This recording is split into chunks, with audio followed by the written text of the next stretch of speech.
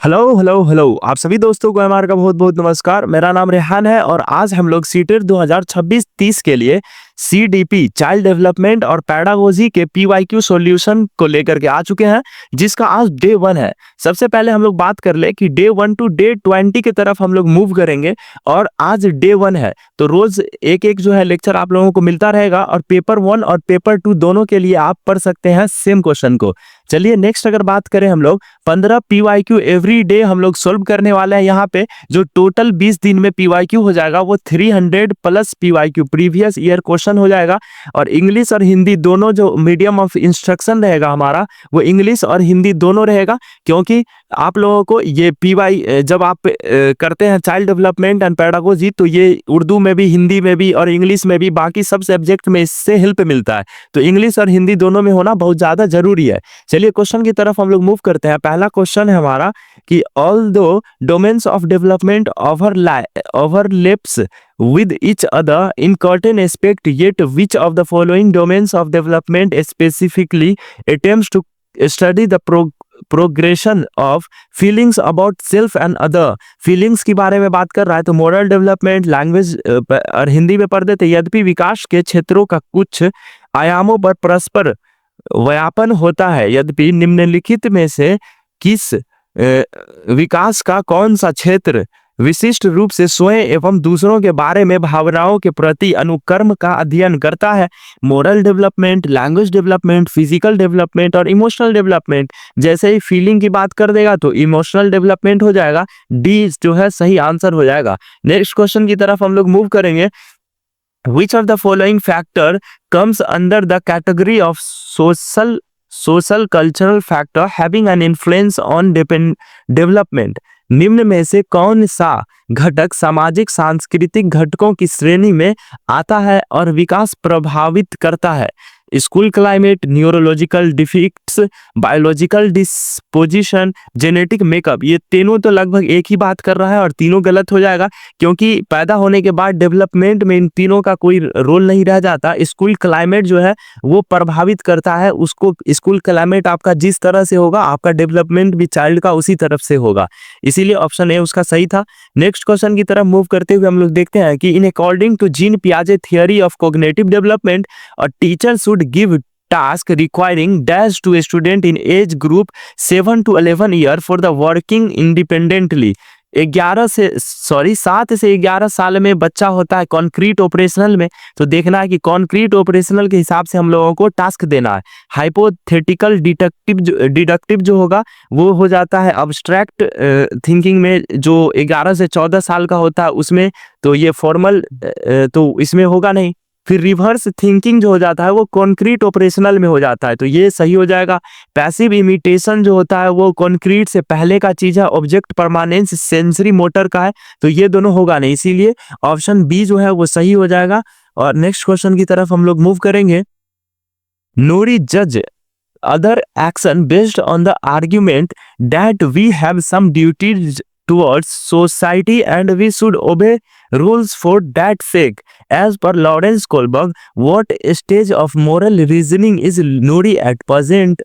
कह रहा है नूरी इस तर्क हमारे समाज के प्रति कुछ दायित्व है और इस दायित्व के लिए हमें नियमों का पालन करना चाहिए के आधार पर अपनी क्रियाओं का निर्णय लेती है। लॉरेंस कोलबर्ग के अनुसार नूरी इस समय नैतिक तार्किक की किस अवस्था में है?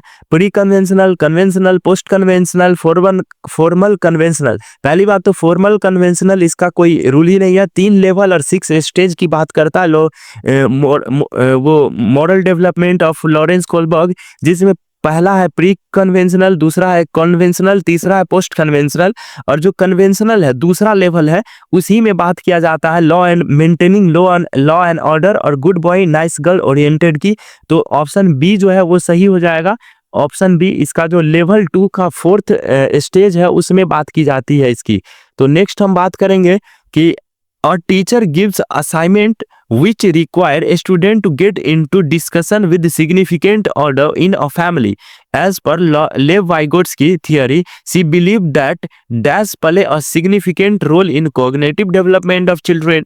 एक अध्यापिका विद्यार्थियों को ऐसा प्रदर्शित वर्धित कार्य देती है, जिसमें परिवार के सदस्यों के साथ चर्चा करना महत्वपूर्ण रूप से शामिल है। लेव वाइगोट्स्की के सिद्धांत के अनुसार उस अध्यापिका का मत है कि बच्चों के संज्ञानात्मक विकास में डैश की महत्वपूर्ण भूमिका है। इमिटेशन, बायोलॉजिकल मैचुरेशन, हायरार्की और सोशल इंटरेक्शन। तो सोशल इंटरेक्शन, सामाजिक अंतःक्रिया जो है, इसका सही आंसर हो जाएगा ऑप्शन डी, सोशल इंटरेक्शन। तो नेक्स्ट क्वेश्चन की तरफ हम लोग मूव करेंगे। इन अकॉर्डिंग टू लेव वाइगोट्स्की आइडिया और टीचर शुड, लेव वाइगोट्स्की के विचार के सहमति रखने वाली अध्यापिका को निम्न में से क्या करना चाहिए? अवॉइड गिविंग कॉज और hint to student in any circumstances. किसी भी परिस्थिति में विद्यार्थियों को संकेत या इशारे देने से बचना, ये तो नहीं करना चाहिए।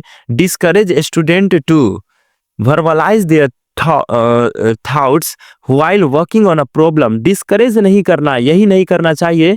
तो ये तो ठीक है। यहाँ पे कह रहा है कि क्या करना चाहिए। लेव वाइगोट्स्की के विचारों के सहमति रखने वाले अध्यापिका को निम्न में से क्या करना चाहिए? encourage discussion and debate among student, view learning independent to socio-cultural context of student. अधिगम को विद्यार्थियों के सामाजिक सांस्कृतिक परिवेश से अलग देखना चाहिए, अलग नहीं, अलग के वजह से ये जो है ऑप्शन गलत हो जाएगा, क्योंकि उनके साथ सोशियो कल्चरल कॉन्टेक्स्ट के साथ देखना चाहिए, अलग नहीं। इसीलिए सी जो है सही आंसर हो जाएगा, बाकी सब जो है गलत हो जाएगा। चलिए नेक्स्ट क्वेश्चन की तरफ हम लोग मूव करेंगे। Lev Vygotsky believe that higher order mental process are mediated by. कह रहा है कि लेव वाइगोट्स्की का मत है कि उच्च कर्म की मानसिक प्रक्रियाएं डैश के द्वारा सम्मिलित होती है।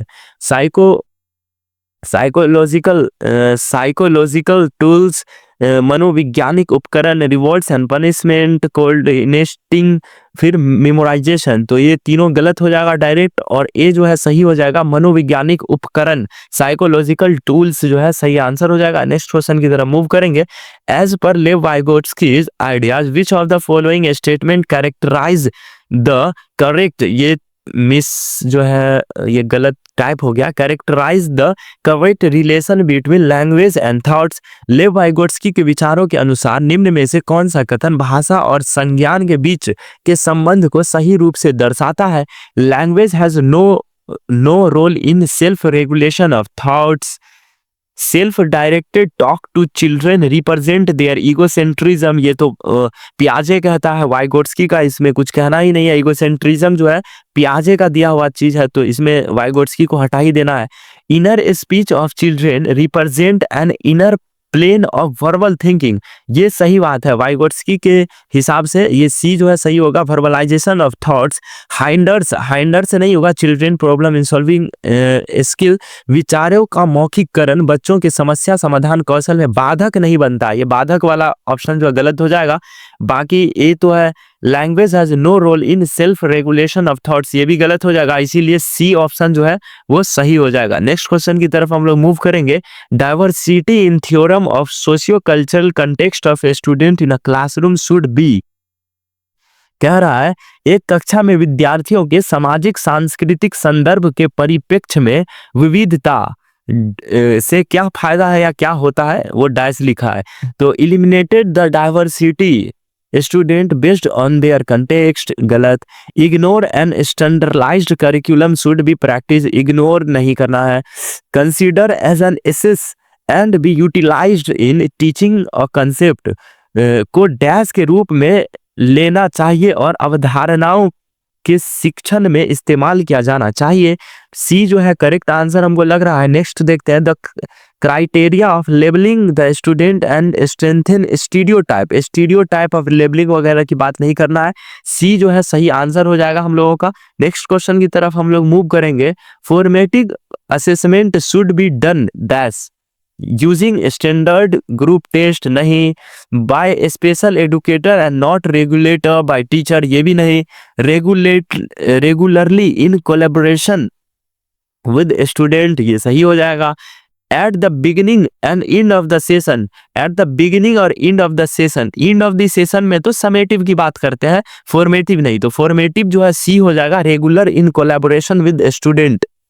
नेक्स्ट क्वेश्चन है हमारा, inclusive education suggest that principal of dash should be practised to ensure that all student achieve their best potential.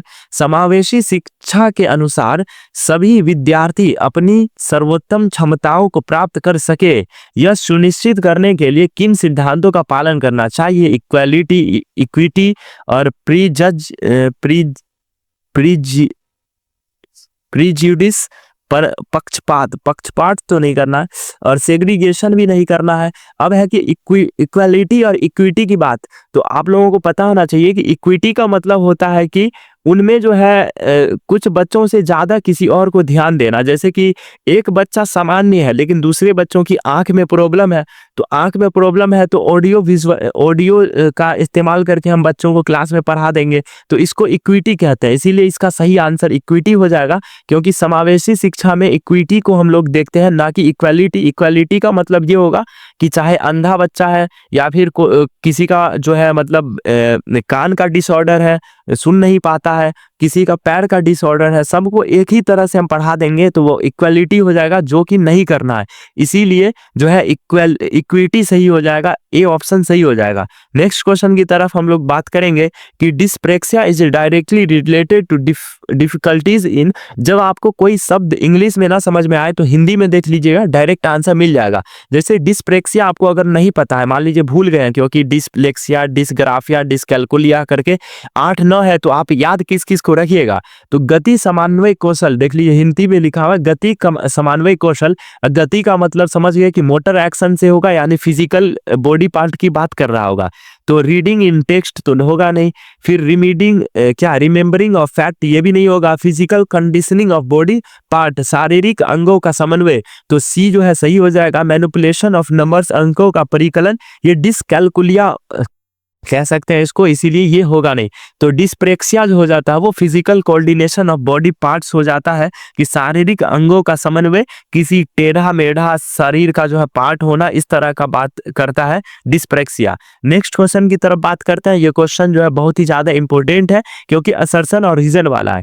तो इसमें जो है आप लोगों को ध्यान ये देना होगा कि आप लोग असर्शन और रीजन को बनाने टाइम में पहले ए को पढ़ेंगे, फिर आर को पढ़ेंगे और बीच में बिकॉज लगा देंगे। यहाँ पे बिकॉज अगर आप लगा देते हैं या फिर क्योंकि लगा देते हैं और दोनों आंसर मिल जाता है, तो आप समझ लीजिए कि ए सही हो जाएगा, कि both is the correct answer and reason is the correct explanation of A. जैसे कि इसको हम पढ़ते हैं, to ensure inclusion of all student, multiple model of representation of information should be practiced in classroom। ये तो सही बात कह रहा है। दूसरा है कि concept of inclusion include children with learning disabilities but does not include children with emotional difficulties। ये चीज गलत बोल दिया यहाँ पे, but does not include children with emotional difficulties। जब हम इंक्लूसिव एजुकेशन की बात करते हैं तो उसमें जो है हर प्रकार के बच्चों को जोड़ने की बात करते हैं, चाहे वो मोरल डेवलपमेंट उसमें जो है नहीं अच्छे से हुआ हो, या फिर उसमें जो है इमोशनल डिफिकल्टीज हो, या फिर नैतिक, मतलब कोई भी डिफिकल्टीज हो, उसको हम जोड़ने की बात करते हैं। तो एसेशन पढ़ते हैं हिंदी में, सभी विद्यार्थियों को समावेशन और को सुनिश्चित करने के लिए कक्षा में ज्ञान के प्रतिनिधित्व के विविध प्रकारों का इस्तेमाल किया जाना चाहिए। और रीजन है कि समावेशन की अवधारणा में अधिगम अक्षमता वाले बच्चों को शामिल है। यहाँ तक तो सही है, परंतु इसमें भावनात्मक कठिनाई से जुड़ रहे बच्चे शामिल नहीं है, ये चीज गलत हो जाता है। इसीलिए सिर्फ जो है एसेशन सही हो जाएगा और रीजन गलत हो जाएगा। इसीलिए सी ऑप्शन देखेंगे हम यहाँ पे कि assertion is true but reason R is false. इसीलिए सी जो है सही आंसर हो जाएगा हम लोगों का। नेक्स्ट क्वेश्चन की तरफ हम लोग मूव करेंगे और ये शायद हम लोगों का लास्ट क्वेश्चन होगा कि an identifying characteristic feature of creative children is that. कह रहा है कि रचनात्मक बच्चों की एक पहचान विशिष्टता यह है कि they conform to norms, they like to imitate other, they are independent in their thinking, they have a short attention span. तो ए गलत, बी गलत और डी गलत हो जाएगा, सी सही हो जाएगा कि they are independent in their thinking, वे स्वतंत्र रूप से सोचते हैं। यही जो है क्रिएटिव चिल्ड्रेन का पहचान है। तो नेक्स्ट क्वेश्चन की तरफ हम लोग मूव करेंगे। The correct sequence of presenting ideas to children is from dash to dash. Complex to simple. कह रहा है कि बच्चे में सम्मुख विचार बिंदु प्रस्तुत करते समय सही कर्म डैश से डैश की ओर होना चाहिए। कॉम्प्लेक्स टू सिंपल गलत बात है, क्योंकि सिंपल टू कॉम्प्लेक्स होना चाहिए, simple to complex. General to specific, ये सही बात कह रहा है कि सामान्य से विशिष्ट की ओर, इसीलिए बी जो है सही हो जाएगा। फिर कह रहा है अब्स्ट्रैक्ट टू कंक्रीट, अमूर्त से मूर्त नहीं, मूर्त से अमूर्त की तरफ जाना हम लोगों को। फिर सिंबॉलिक टू आइकॉनिक कह रहा है, तो ये भी गलत हो जाएगा, आइकॉनिक टू सिंबॉलिक की तरफ हमको बच्चों में जाना है, इसीलिए बी सही हो जाएगा, बाकी सब गलत हो जाएगा। तो इसी के साथ एक और क्वेश्चन है हमारा, ये शायद लास्ट क्वेश्चन हो। Karan always consider more that one more solution to any problem and often comes up with innovative solution. This example is करण हमेशा किसी भी समस्या का एक से अधिक समाधान सोचता है, वो अक्सर नवचारी समाधानों को सुझाता है। किस तरह की सोचने का उदाहरण है? Divergent thinking, convergent thinking, negative thinking, irrational thinking. अगर कोई बच्चा मोर देन वन सॉल्यूशन के साथ आता है तो वो कहीं ना कहीं क्रिएटिव थिंकिंग कर रहा है, क्रिएटिव सॉल्यूशन कर रहा है, इसीलिए कन्वर्जेंट नहीं होगा, अभिसारी, निगेटिव नहीं होगा, इरेशनल नहीं होगा, डाइवर्जेंट हो जाएगा, अपसारी सोच, क्योंकि अपसारी चिंतन के साथ ही, अपसारी सोच के साथ ही बच्चा क्रिएटिव हो सकता है। और हमारा जो नेक्स्ट क्वेश्चन है, classroom climate pedagogies and assessment method should be chosen in way that ensure promotion of dash among the children. कक्षा में परिवेश शिक्षण शास्त्रीय पर विधियों और आकलन की विधियों का चयन इस प्रकार करना चाहिए कि विद्यार्थियों में डैश के उन्नयन को सुनिश्चित कर सके।